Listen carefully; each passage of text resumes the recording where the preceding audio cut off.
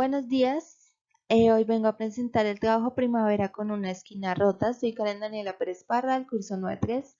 Estudio en el Colegio Gabriel Betancur Mejía, área de Humanidades, Bogotá, Distrito Capital, año 2020.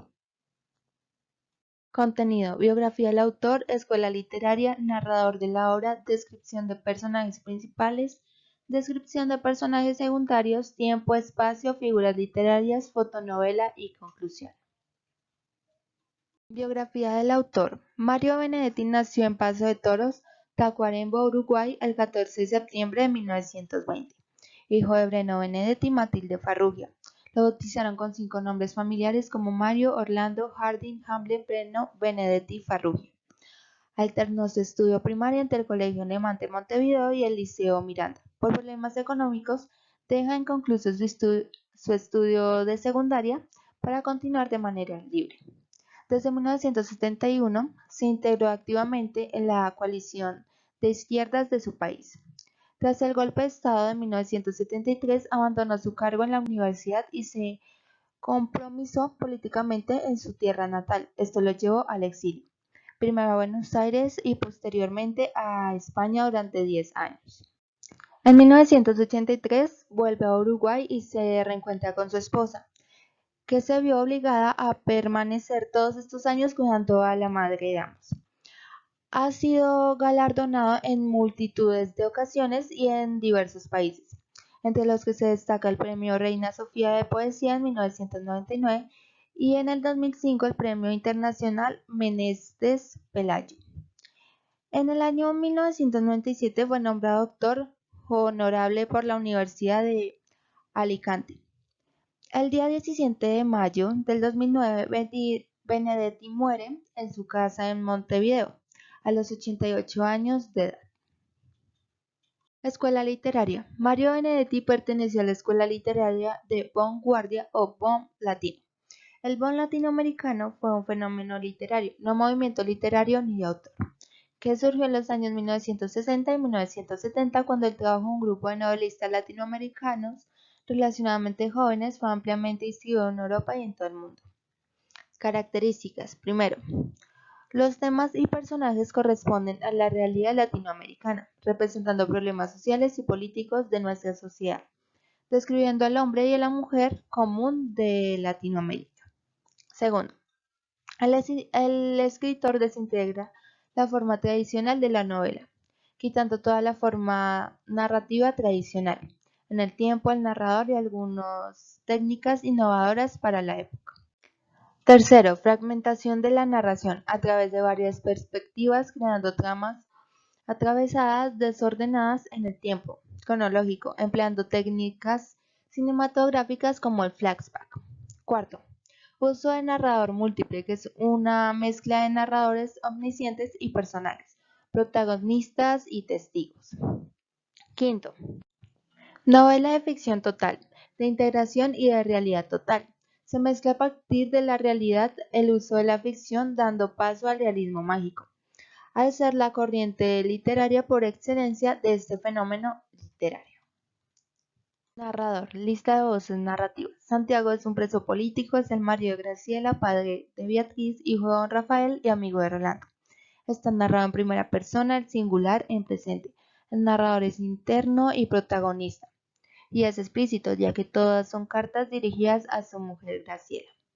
Narrador externo, observador, ya que cuenta todo lo que hace Graciela, esposa de Santiago, sin mezclar sus pensamientos ni mencionar lo que el personaje siente o piensa.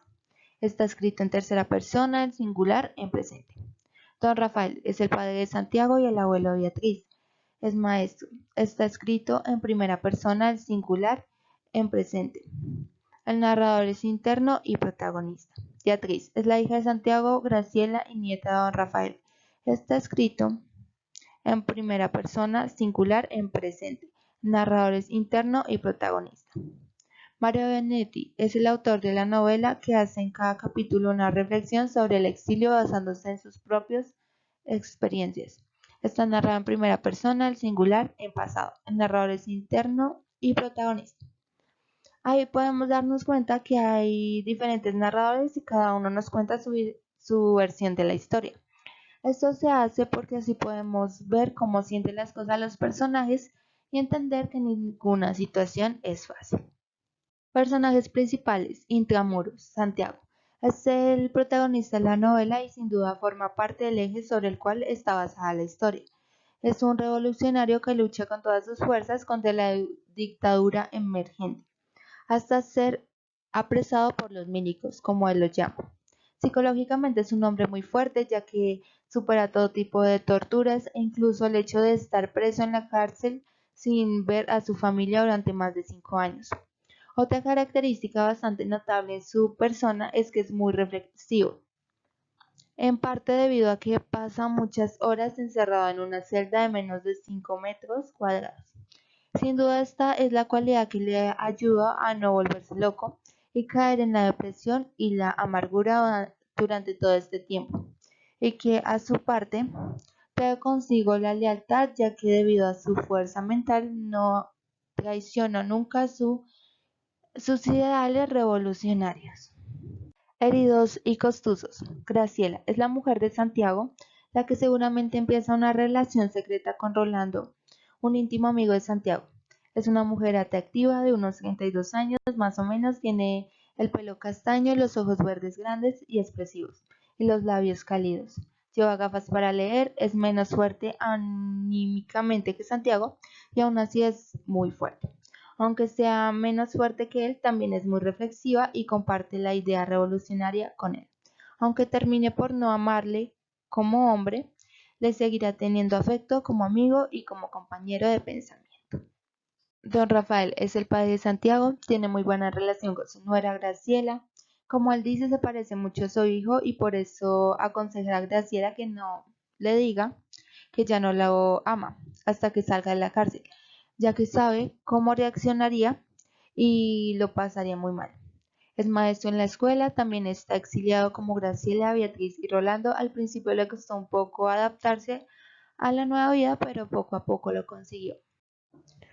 Por su apariencia tiene 67 años y utiliza bastón, aunque no lo necesita. El otro, Rolando, es un viejo conocido y amigo de Santiago y Graciela. Tiene fama de ser mujeriego y estar siempre soltero, aunque acaba enamorándose de Graciela mientras Santiago está preso en la cárcel. Es atento, cariñoso y muy observador. También es un hombre muy reflexivo. Es muy realista, aunque intenta de todos modos hacer el menos daño posible a su amigo Santiago. Beatriz es la hija de Santiago y Graciela. Es una niña de 9 años, pelo negro y largo y de piel blanca. Es una niña alegre, divertida, no sabe mucho de la vida, pero le apasiona descubrir. Siempre hace preguntas desde un punto de vista infantil y gracioso. Nos hace ver las cosas que ella ve y siente. Es muy risueña y piensa mucho en su padre, que está en la cárcel. Siempre nos explica lo que le enseñan en la escuela y las cosas que se le ocurren. Tiene mucho genio. Exilio. Mario Orlando Hemling Hamler Breno Benedetti Farrugia. Él se encarga de contarnos cómo se vive en la época revolucionaria luchando contra la dictadura militar, cómo se siente un exiliado y cuenta cosas que vivió en los diferentes países que fue a dar y sobre las diferentes personas que conoció. Personajes secundarios. Estos son mencionados pocas veces en la novela, pero pues igual. Orlando, amigo de Beatriz que en verano le deja el monopatín. Angélica, amiga de Beatriz que solo es mencionada en un episodio de La reflexión de la niña.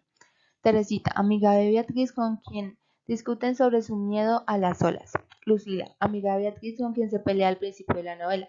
Rosita, compañera y amiga de Beatriz con quien comparten dudas sobre palabras que no entienden. Sandra, prima de Rosita, la amiga de Beatriz. Asunción, madre de Rosita, la compañera de Beatriz. Sonia y Rubén, amigos de Graciela, Santiago que solo son mencionados un par de veces. Lidia, una chica joven que se convirtió en la novia de don Rafael, el padre de Santiago. Celia, amiga de Graciela con quien habla una tarde de sus problemas amorosos. Ana, tía de Santiago con quien no tiene muy buena relación. Emilio, hijo de Ana, prima de Santiago, a quien mató años atrás. Solo sabe don Rafael lo que pasó aquel día. Hola, personaje situado en una de las historias que cuenta Mario Benedetti. Silvio, viejo amigo muerto de Santiago y antes de morir marido de María del Carmen.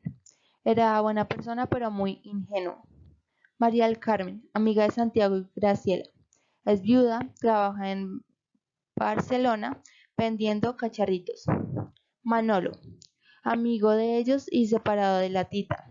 Era cáustico, incisivo y mordaz. La tita, ex mujer de Manolo, está separada, amiga también de Santiago y Graciela. Andrés, mencionado por Santiago cuando hace reflexiones de sus pensamientos. Esteban, mencionado también por Santiago en una de sus reflexiones. Tiempo. Esta novela transcurre durante la dictadura militar. Las fechas que se mencionan en el exilio. Primera, la noticia de radio no solo era aburrida como en las buenas épocas, sino que a veces era incluso escalofriante, ya que en enero de 1975 solían aparecer 10 a 12 cadáveres diarios en los basureros porteños. Segundo, más o menos a las 6 p.m. del viernes 22 de agosto de 1975, estaba leyendo sin ninguna preocupación a la vista, en el apartamento que alquilaba en la calle Chet de Miraflores, Lima, cuando abajo alguien tocó el timbre y preguntó por el señor Mario Orlando Benedetti. Tercero, estuve muchos años sin ver a su oso. Una noche de cerrada lluvia allá, 1974 en Buenos Aires, me pareció ver a un hombre que también se resguardaba del aguacero. Cuarto, cuando a mediados de 1977 llegué a Sofía para asistir al encuentro de escritores por la paz, hacía pocos días allí había sido noticia. Quinto, una familia en Uruguay, es decir, Olga y sus hijos, que en 1974 eran solo niños y ahora son adolescentes, familia incompleta, ya que el padre David Campora estaba preso en Uruguay desde 1971. Logró su libertad en 1980. Fue decisivo el papel que desempeñó la escuela donde estudiaban sus tres muchachos, Ariel, Silvia y Paulo. Sexto, 30 de noviembre de 1980, día del plebiscito Zarcadilla, que la dictadura uruguaya se hizo a sí mismo. Yo ya no estaba en el mar, sino en España. Las fechas que se mencionan en la historia de Santiago. Santiago llevaba 4 años y 5 meses y 14 días encerrado en la cárcel. Y finalmente sale en 5 años, 2 meses y 4 días. Y todavía existo, dice él en uno de sus capítulos. Son más de 889 noches, dice él. Espacio por fragmentos. Pues aquí yo reuní todos los espacios que se mencionan en la obra. Entonces hay espacios que son tanto de Beatriz, de Graciela, de Rolando y de los personajes. Primero, viernes 22 de agosto de 1975 a las 6 p.m. Él estaba leyendo en su apartamento en Miraflores, Lima. Segundo, luego procedieron a llevarlo a la Corte Central. Tercero, allí llegaron los inspectores a recogerlo y lo llevaron al aeropuerto. Cuarto, recordó cuando iba al Río Negro del Mercedes con sus tíos. Quinto, en el aeropuerto de México conoció a Falco. Ellos se dirigían a Alabama. Sexto, Benedetti aclara que hace 5 años vive en Australia y es obrero. Séptimo, Graciela está en su oficina haciendo 7 copias. Octavo, su oso lo había conocido en Montevideo, hará de los 20 años.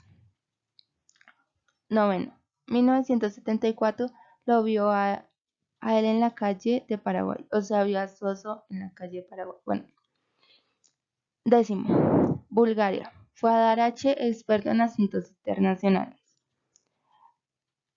Onceavo, vivió más de 2 años en Uruguay en una zona donde había bloques de viviendas. Pues acá hay unas partes que se relacionan, pero pues viendo la fotonovela se puede entender que dónde va cada espacio. Figuras literarias. Acá subrayo algunas palabras para que pues puedan entender por qué pues les puse esa figura literaria. Entonces, literación. Esto sería sencillamente insoportable. Así intentó. Primer ejemplo, por ensayo, por experiencia, por ajuste, por mejoría, por deterioro, por sustitución. Segundo ejemplo, una tranquilidad, un sosiego, saber que viene después de cada esquina, de cada farol, de cada kiosco. Metáfora. La calle deja de mirarlo a uno como un extraño. La calle alude a una persona. Contraste o antítesis. Estábamos tan podridos de ese silencio a dos voces. Polly Singleton. Creer que la nostalgia tiene que ver con el cielo y árboles y mujeres. Intramuros. Esta noche estoy solo. Santiago lleva 4 años, 5 meses y 14 días encerrado en la cárcel. Él estaba solo pensando, se deprimió un poco al ver que muchos presos recibían cartas y él no tenía las noticias de su familia. No sabía nada de ellos. Heridos y costosos, hechos políticos. Beatriz llega al colegio con mal humor, se toma su limonada y le cuenta a Graciela que había peleado con Lucila, ya que ella estaba diciendo que su padre era un delincuente ya que él estaba en la cárcel por hechos políticos. El papá de Lucila decía que los políticos exiliados le quitaban el trabajo a la gente del país, así que ella se molestó y le dio un puño a Lucila. Graciela se molesta un poco y le dice que ahora el papá de Lucila puede decir que los hijos de los exiliados castigan a su nena. Luego Beatriz, desconcertada, le pregunta a su madre si su padre había matado a alguien. Ella le contesta casi con lágrimas en los ojos que no. Exilio, caballo verde. Benedetti cuenta que hace 6 meses antes se había resbalado en un encerado piso de hotel en otra ciudad, golpeándose violentamente la cabeza contra el suelo. Él se había desprendido la retina y lo tuvieron que operar ese día. Una amiga lo llamó y le dice que mirara por la ventana del baño hacia la plaza para que viera el desfile militar enfrente de su casa. Así que él llama a su mujer y le dice que mirara por la ventana. Ella se dio cuenta que era una operación rastrillo.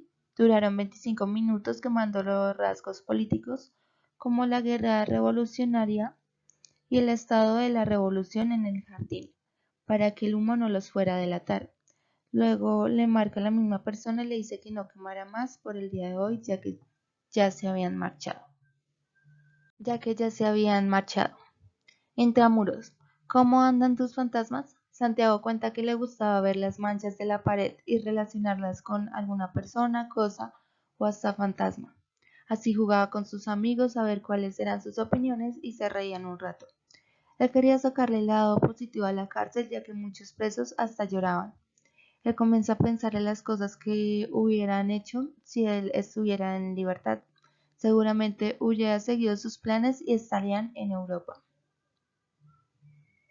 El otro, testigo sólido. Rolando Azuero estaba borracho y ojeroso ya que había bebido mucho la noche anterior. Él comienza a recordar las últimas vacaciones que tuvieron juntos los 4 amigos, Santiago, Silvio, Manolo y él. Se reunían en el rancho para hablar y arreglar el mundo. También estaban las esposas, que eran 3, hablando sobre recetas de cocina. Rolando era el único que no tenía esposa, porque él siempre fue un soltero profesional. Testigo sólido. Pobres exiliados, dice Rolando después de un tiempo. Luego habla de lo que pasó con sus amigos tiempo después. Silvio muere, Manolo en Gotemburgo, Santiago en el penal, María del Carmen viuda vendiendo cacharritos, la tita separada de Manolo, juntada ahora con Guri, muy serios, y Graciela, desajustada y linda como siempre con Beatriz. Exilio, invitación cordial. Benedetti cuenta que el 22 de agosto de 1975 a las 6 p.m., él estaba leyendo en su apartamento en Miraflores, Lima, cuando golpearon a la puerta. Era un tipo de la civil. Lo interrogó y luego procedió a llevarlo a la corte central. Allí esperó una media hora, le hicieron otras preguntas sobre su pasaporte y cosas así. Él siempre contestaba todas las preguntas de una manera muy correcta, así que el inspector procedió a decirle la verdad. El gobierno de Perú no lo quería ver más allá. Él pensó irse a Argentina, pero estaba amenazado de muerte por la AAA, así que decide irse para Buenos Aires. Llamó a la dueña del lugar y le contó lo sucedido. Eran las 3 a.m. y a las 4:30 ya tenía todo empacado. Allí llegaron los inspectores a recogerlo y lo llevaron al aeropuerto. Uno de los inspectores le dijo antes de que se fuera que no le tuviera rabia al gobierno peruano y se despidieron. Heridos y contusos. 1 o 2 países. Graciela llega a su trabajo, era secretaria y mira a Beatriz desde la ventana jugando con unos niños. Luego recibe una llamada de Rolando. Comienzan a hablar sobre Santiago, ya le cuenta que solo habían llegado cartas de Santiago sin importancia, que le gustaría que le mandara cartas con temas importantes. Rolando le dice que no podía mandar cartas contando específicamente lo que pasaba porque eso había quedado prohibido hace un mes atrás. Comienzan a hablar de Beatriz, de su trabajo y Rolando le dice que sí salían a ver una película, pero ella le dice que no. Y luego le comienza a contar que ella cuando era una niña, o sea, Beatriz cuando era una niña, viajaba en ferrocarril y le gustaba ver los paisajes hacia adelante, porque parecía que todo seguía con normalidad, pero cuando los veía hacia atrás, era como si todo se estuviera desvaneciendo. Entonces eso era lo que ella sentía por Santiago, que el amor que ella sentía pues se estaba desvaneciendo. Intramuros. El río. Santiago cuenta que había pensado mucho en su familia, en su mamá cuando vivía en Hogwarts. Bueno, ahí está escrito. Las interminables discusiones de la FEUU y pensaba mucho en cuánto tenían relaciones Graciela y él y nació Beatriz. Estos siempre habían rodeado sus pensamientos, pero por fin había podido pensar en otra cosa. Recordó cuando iba al río Negro del Mercedes con sus tíos. Él tenía 13 años. Le gustaba hacerse en la mitad del río porque ahí podía ver de orilla a orilla. Pero también le gustaba abrazar la corteza de los árboles, ya que le transmitían una sensación paternal. Él dice que siente que podría ser un eucaliptos o una orilla en su soledad. El exilio. Venía de Australia. En el aeropuerto de México, Benedetti conoció a Falco. Ellos se dirigían a Alabama. Falco lo ayudó a llevar unas valijas de 3 que él tenía para que no tuviera que pagar la multa de sobrepeso en el equipaje. Registraron juntos sus maletas, luego Falco pasó su documento y Benedetti notó que era uruguayo. Así que fueron al café a hablar un rato y Falco le dijo que ya lo había escuchado muchas veces en las campañas electorales del 71.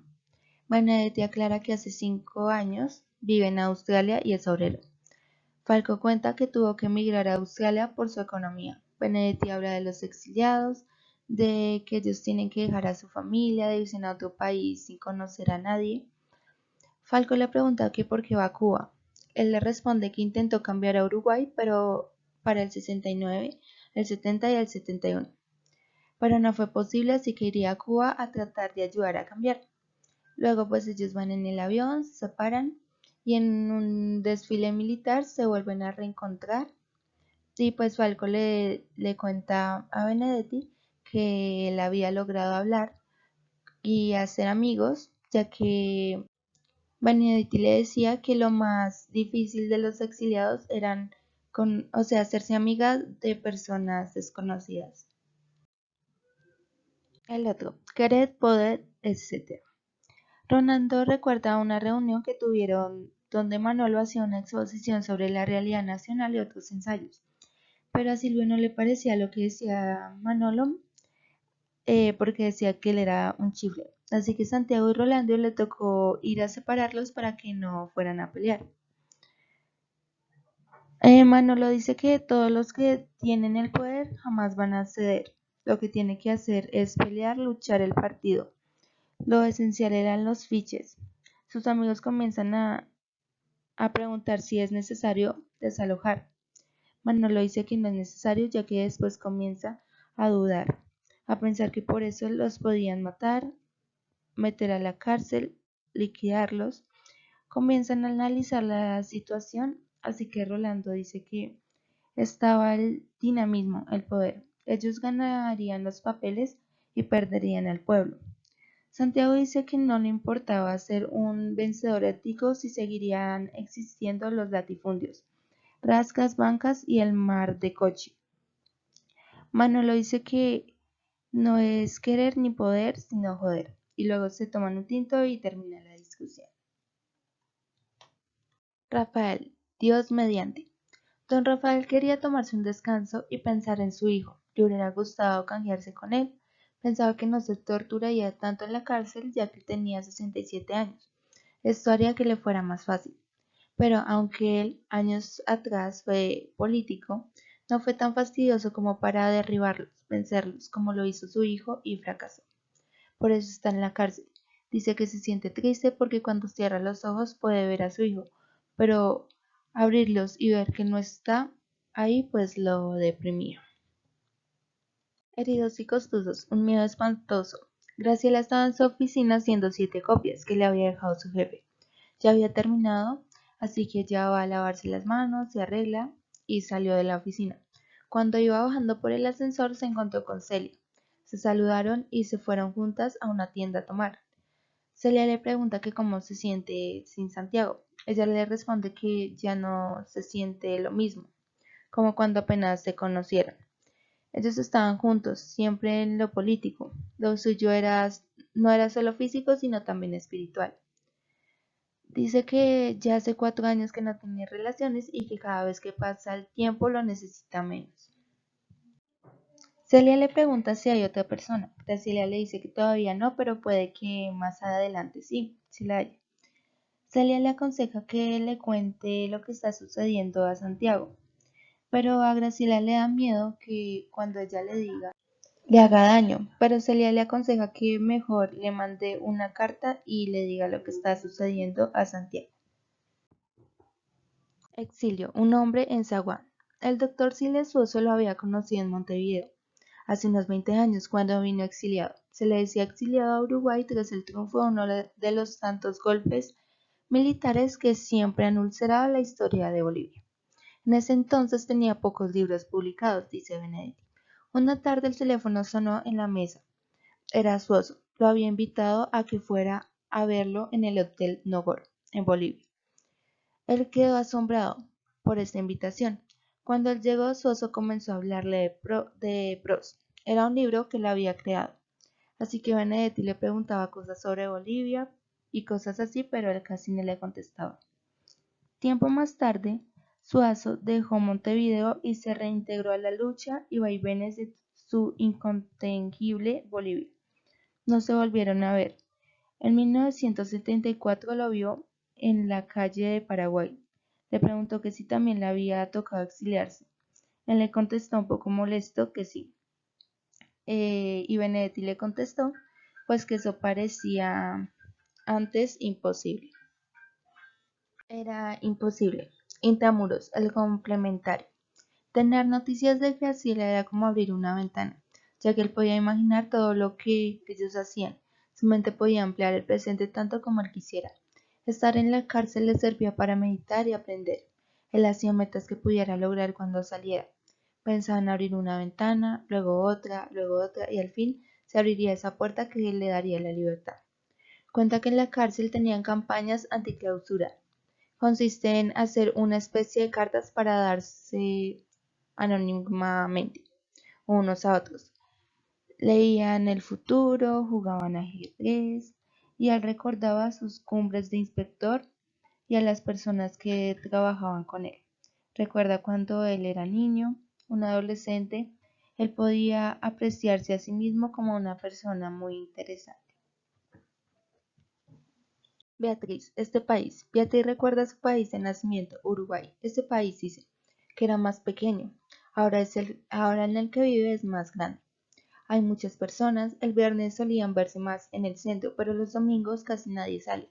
Así que ella, pues le da curiosidad y le pregunta a su abuelo que cuál es la razón por la cual pasa esto. Él le responde que los domingos la mayoría de personas descansan, por eso no se ven casi en las calles. Ella cuenta que a veces soñaba con su país de origen. Allí en su sueño estaba su papá.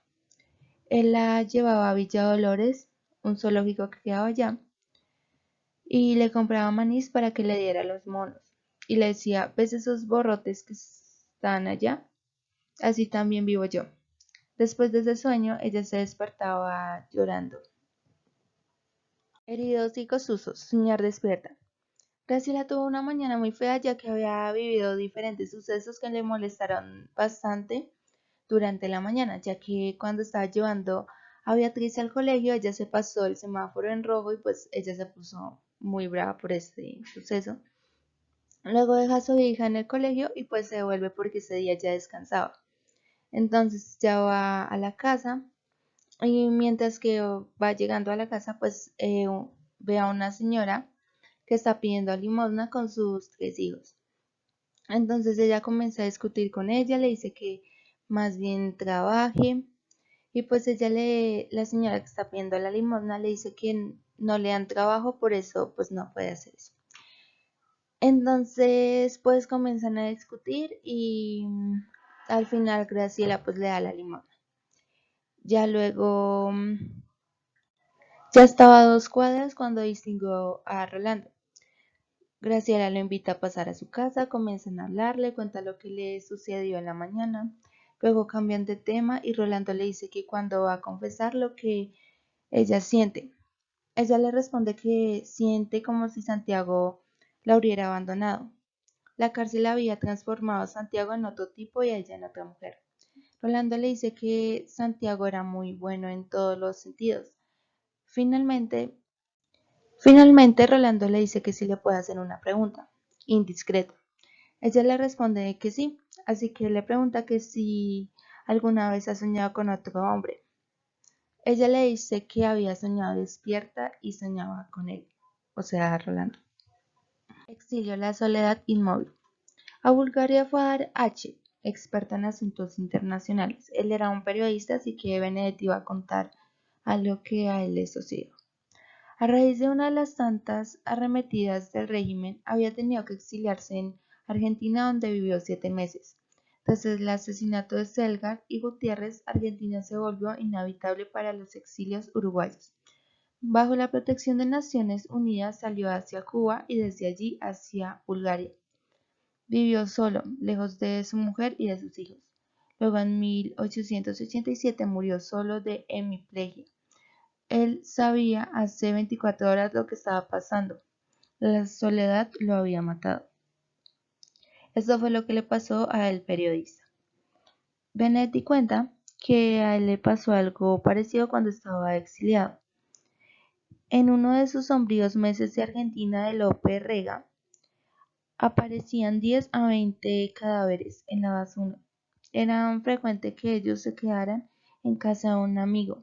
Cada quien tenía diferentes llaves por si había una urgencia. Un día él estaba solo como en su hotel de exiliado y sintió como si se fuera a morir, pero pues ya tiempo después se despertó y pues no era nada grave. Amoros, el balneario. Santiago rememora los veranos de Solís. Era un lindo ranchito que quedaba cerca de la playa.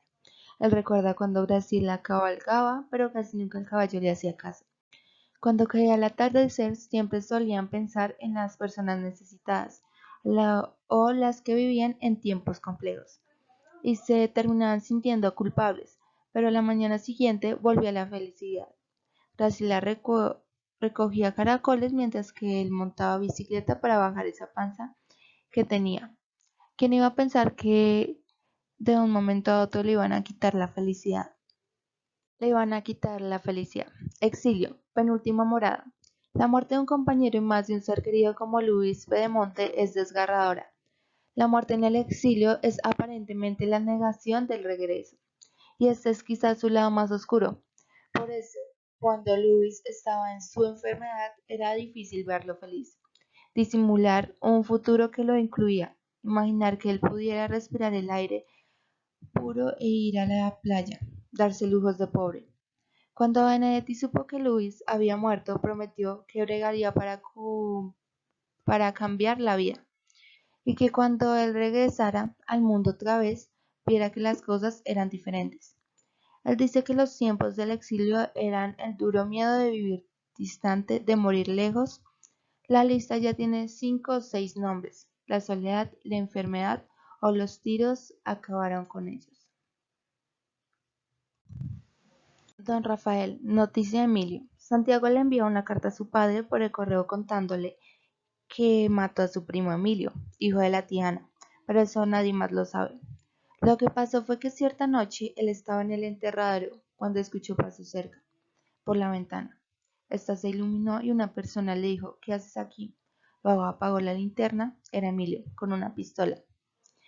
Santiago sentía que el que corría más peligro de los dos era él porque su pistola lo tenía en una mesa muy lejos de él. Entonces, Emilio sí tenía su pistola. Entonces, pues Emilio le dice que se entregue, que así sería más fácil. Santiago sabía que si no se entregaba lo iban a matar, así que decide entregarse. Pero cuando ya estaba a punto de entregarse, o sea, ya había puesto las manos para que le pusieran las esposas, hizo un movimiento brusco y terminó ahorcando a Emilio. Tiempo después ya la tía Ana, pues muy triste por la muerte de Emilio, toda la familia de Santiago fue al funeral, menos él porque pues él lo había matado, pero eso nadie lo sabe. Y pues las personas que conocieron a Emilio dicen que fue mejor que él se muriera porque él fue una persona muy mala. Intramuros, una mera posibilidad. Santiago le envió una carta a Graciela contándole que el abogado le dio buenas noticias. Le dijo que hay la posibilidad de salir en menos de un año de la cárcel. Si esto era cierto, él pensaba que cuando saliera de la cárcel se iba a ir del país, porque sabía que en el país en el que él estaba no iba a progresar, ya que él tenía pensado trabajar y estudiar lo más rápido posible. Con la ayuda de Graciela lo iba a lograr. También le dice que por favor no le cuente a nadie, para que no se fuera a ilusionar ninguno de su familia ni sus amigos, por si su libertad pues no es posible. Heridos y costosos, Graciela tuvo relaciones con Rolando en la mañana. Luego duermen un poco, ella se levanta, mira por la ventana y escucha las risas de los niños del colegio, que quedaba a 12 cuadras de su casa. Ella sabía que Beatriz pronto saldría del colegio, así que despierta a Rolando. Graciela le pone condiciones a Rolando, solo podían tener relaciones por la mañana, ya que en la tarde llegaba Beatriz. Rolando le pone condiciones también a Graciela de que ya no hablara más de Santiago, ya que ella le había contado que cuando tenía relaciones con Santiago pues eran muy jóvenes y casi no tenían experiencia. En cambio que con él, Rolando era diferente. Cuenta también que después de tener relaciones pues se ponían a fumar juntos y pues ya se acostaron a dormir. Exilio. Adiós y bienvenido. Holweite es un barrio de Colonia en la República Federal de Alemania. Vivía una familia uruguaya, es decir, Olga y sus 3 hijos, que en 1974 eran solo niños y ahora son adolescentes. Familias incompletas ya que el padre, David Cámpora, estaba preso en Uruguay desde 1971. Logró su libertad en 1980. Fue decisivo el papel que desempeñó en la escuela donde estudiaban sus 3 muchachos, Ariel, Silvia y Pablo. Pues acá pues cuenta que David, el papá de los niños, pues había quedado preso, pero le dieron la condición de que si ganaba hartas firmas y reunía a varias personas que lo apoyaran para su libertad, pues lo iban a sacar de la cárcel. Entonces, pues la mamá de los niños, Olga, fue al colegio y pues habló con los profesores, le contó la situación y pues la escuela les dio el permiso de hablar con los niños del colegio y pues hicieron una reunión en el colegio. Allí se reunieron muchos padres de familia y pues Olga estaba sorprendida de ver a tantas personas.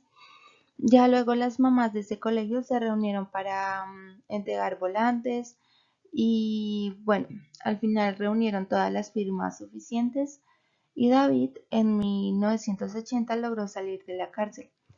Entonces, pues las personas que lo ayudaron fueron a recibirlo al aeropuerto y pues hicieron una fiesta y David dio el agradecimiento a todas las personas que lo ayudaron para que él pudiera salir de la cárcel. Don Rafael, un país llamado Lidia. Don Rafael se siente extranjero. Él comienza a contar diversos sucesos que pasaron antes, como los trasplantes forzosos de los niños cuando empezó el quilombo, las Olimpiadas de 1952. Él se pregunta por qué Helsinki perdió su segunda S y se quedó como Helsinki. Él se pregunta quién habrá puesto el prejuicio de extraterritorialidades contra Finlandia en los 60, ya que hablar de este país es como decir que estuviera en los quintos infiernos, aunque también hay segundas aceptaciones. Luego él habla de Lidia, la persona con la que él está conviviendo. Lo primero que le gustó de Lidia fue que no era compatriota.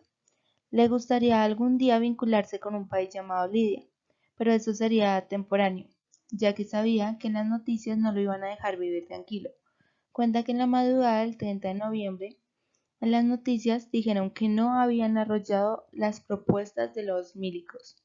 Al escuchar esto, él se puso a llorar mucho. Nunca había llorado tanto como el 67 de octubre, cuando informaron la muerte del Che. El otro, Ponte el Cuervo. Rolando cuenta que la noticia Claudia lo cogió desprevenido. Ella estaba en Suiza, salió de la cárcel después de 6 años de humillaciones. Ellos escribían cartas cuando Claudia estaba en la cárcel. Ella le decía que era un tipo joven, que estaba fuera, él podía hacer su vida. Rolando tenía una obsesión de recibir sus cartas, pero le decía que no se preocupara, que más adelante podían tener algo.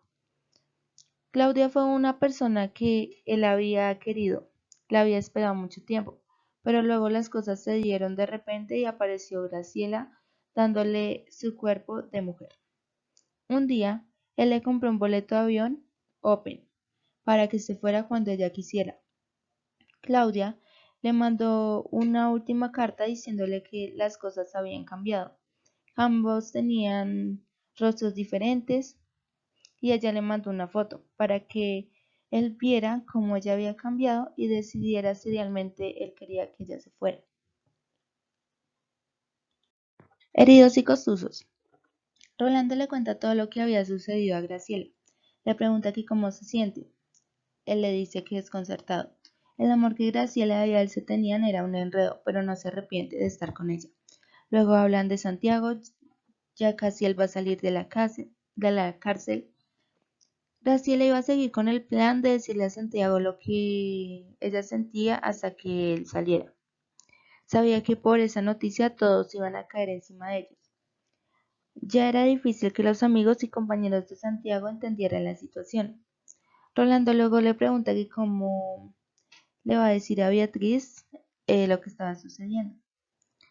Ella le dice que Beatriz había estado los últimos días muy aislada, así que decide contarle que su papá llegaría en 15 días de la cárcel, pero su actitud no cambió.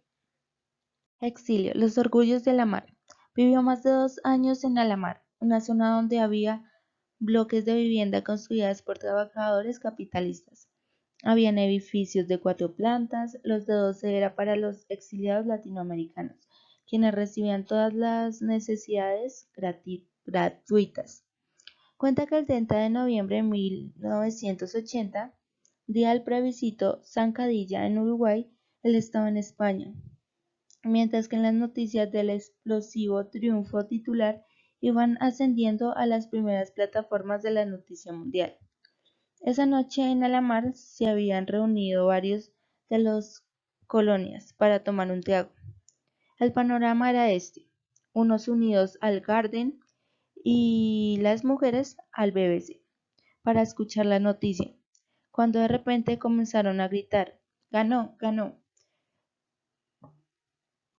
Todos salieron del Garden corriendo a la BBC a mirar los resultados. Había ganado por más del 60%. Benedetti se enteró en Mallorca. Él estaba con Alfredo Gravina. Ambos se En España, ambos se salieron a las calles a festejar con unas banderas, golpeaban en las casas de los compatriotas, la mayoría ya estaban durmiendo, ya que el día siguiente tenían que trabajar. Luego les llegó la policía y les dijo que no hicieran tanto ruido y siguieron festejando hasta el día siguiente por el orgullo de que Che había ganado. Don Rafael quitar los escombros. Rafael dice que es raro, ya que su hijo en pocos días vuelve. Cuando Graciela le comunicó la noticia, él pensó en Mercedes, la madre de Santiago, en ir a contarle y decirle que ya podía ir a abrazar a su hijo. Él dice que aunque está con Lidia, todavía tiene un anexo que lo une a Mercedes. La llegó a amar, aunque no se acuerda muy bien, ya que no tenían tanta comunicación. Él se desconcertaba bastante, pero nunca fue capaz de gritarle. Cuando lograba comunicarse con ella era como una comunicación milagrosa, casi mágica. Cuenta que cuando llevaban 2 años de casados, Mercedes le dijo que se quería morir escuchando una de las 4 estaciones de Vivaldi. Luego, el 17 de junio de 1958, ella estaba leyendo y de pronto quedó inmóvil. En la radio sonaba la canción de la primavera. Santiago lo supo y es por eso que la primavera ha quedado lidiada para siempre en su vida. Extramuros. Cinturón de seguridad. Santiago en el avión por fin había logrado su libertad. Él quería ver a sus amigos, a su familia. Comienza a pensar en todas las cosas que van a pasar, ya que volver a Uruguay sería como para él en su vida una esquina rota. Sabía que algo estaba pasando en su familia, ya que en la última carta Graciela le había escrito entre líneas. Ella estaba aislada. Su plan era besarla para que la vida comenzara otra vez. Él comienza a recordar los veranos de Solís con sus amigos. Cuando jugaban ping-pong, él recuerda que su madre siempre le decía que amaba mucho a su papá, pero que por favor no le dijera. Cuando él era pequeño, le cuenta que conoció a un niño experto en lanzar piedras del mar. A ese niño lo conoció en uno de sus veranos cuando él estaba sentado en una de las orillas, comenzó a tirar piedras al agua y pues llegó otro niño y, y pues las tiraba mejor, entonces él comenzó a decirle que él era muy bueno y pues a hacerlo sentir bien y pues digamos que se volvieron amigos. El otro, por ahora, improvisar. Narradora tercera persona. Rolando fabrica varias respuestas para las preguntas que probablemente le va a hacer Santiago. Piensa en cómo va a ser su situación cuando llegue Santiago y bese a Graciela. Él tendría que ver eso. Todos sabían el plan menos Santiago. Era una situación complicada. El pobre Santiago obligado a perder, o puede que logre, o puede que luche también. Él quería que Santiago cogiera la noticia con serenidad. Rolando está esperando con ansias el desenlace. Graciela era la encargada de tomar la decisión de estar con alguno de los dos, pero ella había asegurado que quería estar con Rolando. Rolando sabía que Santiago, si se separa de Graciela, iba a intentar llevarse a Beatriz, pero Graciela no lo va a permitir. Dice que Beatriz podría chantajear a Graciela para que vuelva con Santiago. Eso es lo que Rolando piensa mientras que va en el bus y pues ya. Luego Rolando ve desde la ventana del bus que ya había llegado del aeropuerto y desciende del bus en estado de desconcentración, así que casi se cae. Extramuros. Arribal, llegada. Santiago llega por fin, se baja del avión y al tocar el suelo siente una felicidad absoluta. Le hacen quitar la vaina. Él prometió que no se le iba a quitar desde que subió al avión. Él se va acercando a la puerta y ve que no hay nadie. Entonces, pues se tiende a asustar un poco. Cuando de repente los ve y se emociona mucho, comienza a gritar: arriba los que luchan. Ahí estaba Graciela, Rafael, Beatriz. Estaba sorprendido porque Beatriz ya estaba muy grande. Y desde lejos ve a alguien levantando los brazos. Era el duque Rolando. Palma de Mallorca, octubre 1980 a octubre de 1881. Conclusión. Este libro se basa en dos partes, una historia creada por Benedetti y una autobiografía del mismo. Este libro cuenta un suceso que pasó realmente en Uruguay, 1973 a 1985. Este tuvo un golpe de estado, la dictadura militar se apoderó de todo Uruguay apresando a los políticos medio izquierdosos, los medios de comunicación y a los sindicatos. Benedetti se encarga de expresar su resentimiento en ese momento, ya que lo exiliaron separándolo de su familia, de su esposa, de su madre y de su patria. Algunos de sus compañeros murieron solo con la esperanza de poder reencontrarse con sus seres queridos, poder salir a la playa, vivir una vida normal y darse lujos de pobre, como dice Benedetti. Él se encarga de crear un personaje como Santiago, que aunque sale de la cárcel, todavía queda con extramuros. Él vive con una metáfora, primavera, y una esquina rota, que representa, como yo lo entiendo, que aunque vivió un momento difícil en su vida, no había desaparecido la primavera que su madre le había dejado, y la esquina rota, un resentimiento que quedará en una esquina de su corazón. Muchas gracias.